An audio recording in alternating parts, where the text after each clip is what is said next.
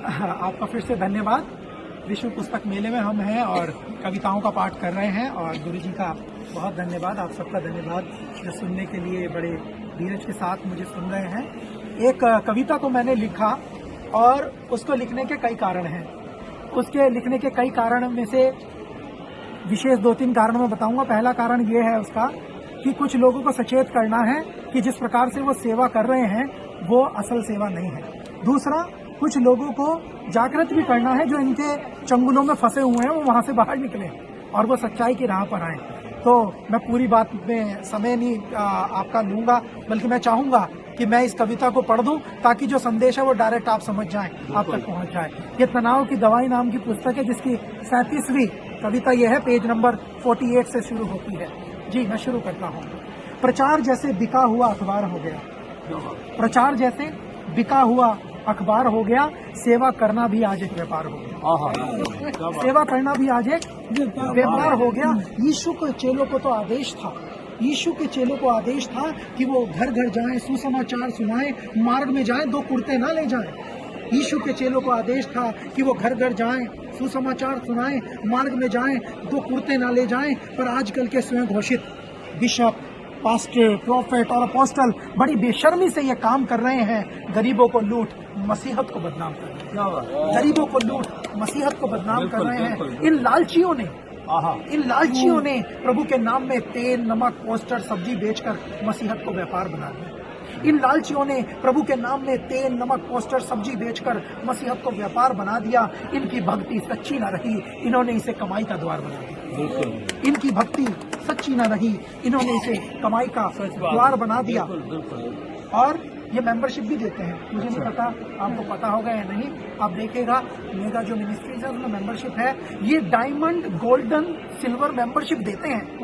क्या बात है। ये डायमंड, गोल्डन, सिल्वर मेंबरशिप देते हैं और सर पे हाथ रख के प्रार्थना करने के 25, 50 और 1 लाख रुपए तक लेते हैं।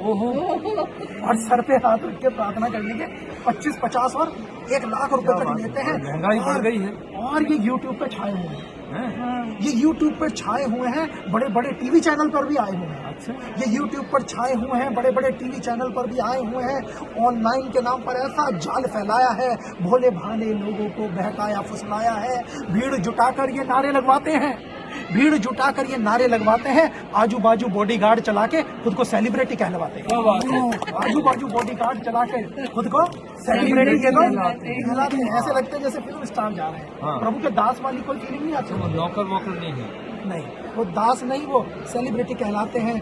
और मैंने 2-4 को समझाने की कोशिश की तो मैं अपने अनुभव को आपके साथ साझा कर रहा हूँ। पता नहीं ये कहाँ से ज्ञान लेते हैं, इनके प्रचार सुनिएगा आप। हाँ। पता नहीं ये कहाँ से ज्ञान लेते हैं। इनको बाइबल से समझाओ तो ये बुरा मान लेते हैं। ओहो। पता नहीं ये कहाँ से ज्ञान लेते हैं। इन्हें बाइबल से समझाओ तो ये बुरा मान लेते हैं। खुद की शिक्षा और खुद की दीक्षा चलाते हैं, खुद की शिक्षा, खुद की दीक्षा चलाते हैं। बाइबल से बाहर की बातें वचन से जोड़ जोड़ के समझाते हैं। क्या बात है। बाइबल से बाहर की बातें वचन से जोड़ जोड़ कर समझाते हैं। पंडित जी को मानना चाहिए, बहुत अच्छी। और मेरा मन करा कि यहाँ तक ना रुके क्योंकि मेरा अनुभव ठीक नहीं रहा इनके चेलों के साथ में। तो चेलों के बारे में कुछ पंक्तियां हैं, आप ध्यान दीजिएगा। बिल्कुल बोलिए। इनके जो चेले हैं, इनके जो चेले हैं वो इनसे भी आगे हैं। इनके जो चेले हैं वो इनसे भी आगे हैं। और ये वो हैं जो अपनी स्थानीय कलीसियाओं को छोड़ छोड़ कर भागे। अच्छा। ये वो हैं जो अपने लोकल चर्चेस को छोड़ छोड़ कर भागे हैं। इनको प्रार्थना करना और बाइबल पढ़ना नहीं भाता है। अच्छा। इनको प्रार्थना करना और बाइबल पढ़ना नहीं भाता है। सच्ची और खरी शिक्षा से इनका जीवन चलाता है। सच्ची और खरी शिक्षा से इनका जीवन चलाता है। इनके लिए इनके अगुवे, वो पापा मम्मी बोलते हैं आजकल। अच्छा। इनके लिए इनके अगुवे, पापा जी की आज्ञा प्रभु यीशु से भी बड़ी है। इनके लिए इनके अगुवे, पापा जी की आज्ञा प्रभु यीशु से भी बड़ी है। इनका ध्यान बाइबल पर नहीं है, इनकी आंखें तो अपने पापा जी पर गड़ी है। इनका ध्यान बाइबल पर नहीं है। हर इनकी आंखें तो अपने पापा पे गड़ी है, पापा जी पे गड़ी। आप देखिए पापा मम्मी वाला बुरा मान जाते हैं। अगर कोई इनको भैया बोलते तो पता नहीं क्या कर देंगे। एनीवे, आगे ये कारण पता क्या है इसका कारण भी बता दें। इसका कारण ये है, ये बाबावाद से छूटे थे और वापस उसी में चले गए। ओहो, अच्छा, ये सोच है आपकी। जी, ये बाबावाद से छूटे थे और वापस उसी में चले गए। चमक धमक मेला और रेला देखकर प्रभावित होकर चले गए। ये बाबावाद से छूटे थे और वापस उसी में चले गए। चमक धमक रेला और मेला देख प्रभावित होकर चले गए। और मेरा दिल, मैंने इसमें एक शेर लिखा है जो मैं दिल से कह रहा हूँ आप लोगों को जो सुन रहे हैं, जो ऐसा काम कर रहे हैं।